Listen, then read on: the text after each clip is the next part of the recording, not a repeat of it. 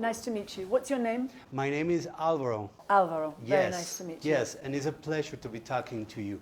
And also it's a pleasure to be talking to anyone in person, right? Oh. After all that happened. Yeah. How are you? I'm very well, thank you. I'm completely immune. I've had my vaccinations and I've had the Delta variant, so I am like glowing with antibodies. So I'm very, very happily able to travel. Thank you for Memoria and congrats on the Cannes Prize. It's amazing, not only what you've done for this story, but in general for this country emotionally. Tell me about that. A lot of things happened when you are making this movie and then when you're presenting it to the world. You know, I saw the movie and I didn't see it as really as a story with a beginning, a middle, and an ending, but like a 2-hour vibration that pulls you into it, right? That's beautiful, Alvaro. I love that. And I'm going to be honest with you. I didn't know Apichatpong's work before. What was the main thing that motivated you to be part of this project? Well, him. And pretty much exactly as you describe. I had the good fortune to see his film Tropical Malady, which now you will go and find, because you'll see everything. I can't remember what year, I want to say something like 2004, 2006, when I was in Cannes and I had the honor to be on the jury, and Tropical Malady was there, and we gave it a prize. And I became a correspondent. I can't exactly remember who, but we had a mutual friend, Joe and I, and we became correspondents. And at a certain point, we started to make plans to make a film together, which actually was the plans we made then, which is, you know, nearly, whatever, more than 15 years ago, wow. We're quite close to what we finally made. We began with this kernel of an idea of this atmosphere around a person who was a stranger, moving in a kind of limbo state, as a receiver, as a transmitter, or rather as a conductor of energy in a place. And we knew very early that this wasn't going to be Thailand, and it wasn't going to be Scotland, where I'm from. We knew very early that we wanted to find another place where we were both aliens. And for years we didn't know where it was. And then he came to the Cartagena Film Festival. Yes.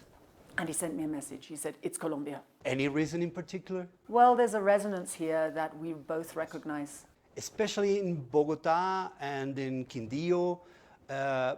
Why you choose those two places? Having come to Cartagena, he started to travel around Colombia, and he then started to develop the screenplay and chose those places. Oh, I think Quindío really because of the tunnel. Was always from very early drafts. Once the film became set in Colombia, that the tunnel was an important character, if you like. And every place in the movie is a character itself. And I love the long shots, right? The long shots that allows you as an audience to live in that space for that moment. Exactly and right. And you see everything. Yeah. And you hear everything. Yes. That's amazing. But you also, as a performer, had the chance, like, to be involved and live in those spaces too, right? Yes, it's very similar, actually, Alvaro. I mean, the experience for me and for my colleagues inside the frame, the thing about that wide shot and those wide takes that, in terms of time as well, when you know it's going to be 15 minutes, it gives a sort of license within the frame to be really present, and your ears open up and you hear every bird and you hear every beep of every car on a street, and you know when you're doing it that that's what you hope, and you're pretty clear the audience will be able to have license to experience as well.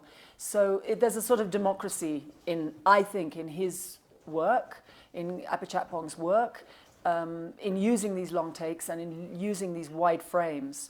A democracy between those inside the frame and the audience. You have done a lot of characters in your career, but was it hard for you to play a simple person with an illness? it's closest to something very authentic about me, the way I move in the world. I am in fact a slow person and a quiet person, and being able to unwrap my social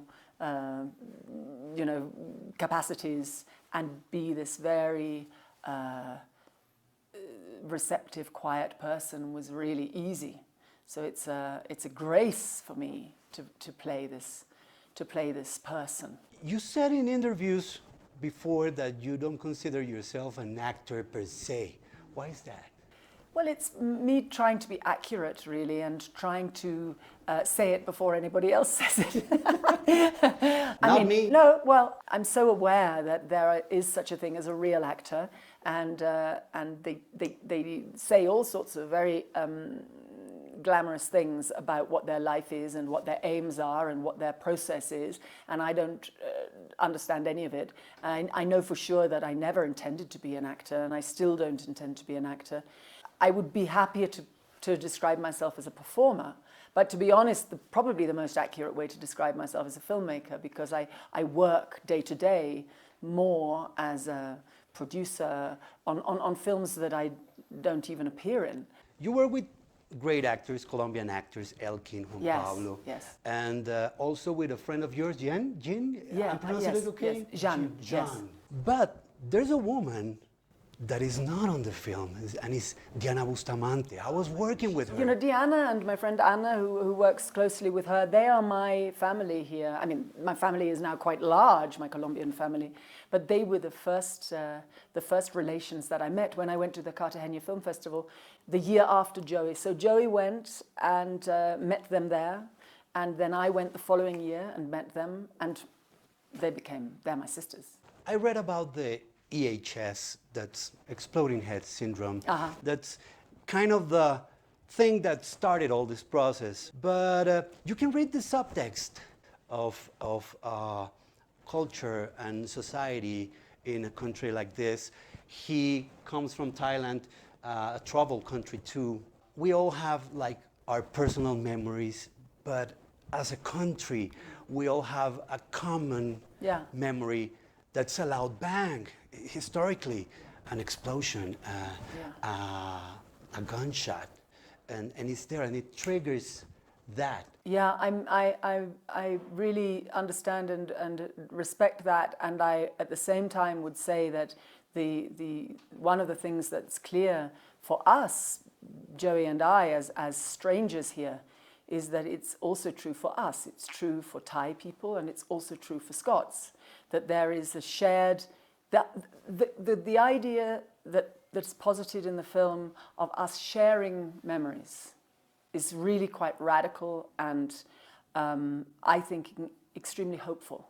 That if we relied on that more, that our ability to be compassionate and to understand and experience collectively our pains, then we might get further than we often do. But not only within a country, and you're absolutely right, Alvaro. I mean, this is a Colombian film, and it is about a Colombian landscape and a Colombian response, or rather a response to a Colombian history and Colombian memories. But it is also absolutely not just international, but intergalactic, because I know when we show this film in Thailand, I know when we show this film in Scotland, it will have resonance for people there. The whole relationship with history, with traumatic genocidal history, is something very real in Scotland and in Thailand. And so for us as strangers to come here and find a third place where it's also true is a meeting point. It's a recognition that we're not so different, in fact. How was for you the thing with the language, the Spanish? Very important. It's very important for this person to not be able to rely on the fluency of language. So we knew when we were talking about wherever we were going to grow the film that she should not be in her own language. When she speaks Spanish, it's very rudimentary, it's very searching.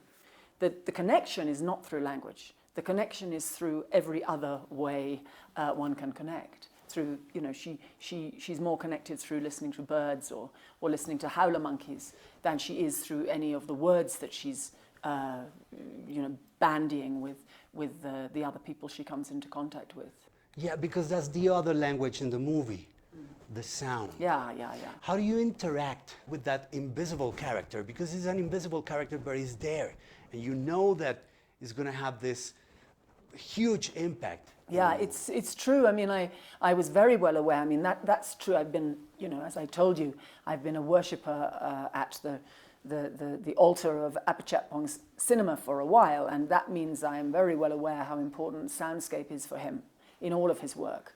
But particularly in this film, we knew from the beginning that it was gonna be a huge environment that we didn't have. So that's where imagination comes in. There was a certain amount of imagining and visualizing. But at the same time, I was going to ask you, have you found, since seeing the film, that you've picked up sounds in a new way? I mean, I certainly have found that it's made me much more attendant to sounds and even things in my, I feel my peripheral vision, actually. Yes, actually, I am very sensitive to sound because I also work in radio. Yeah. And I'm very aware of what I hear every time. That's why the sound in this movie for me is like this second character in importance.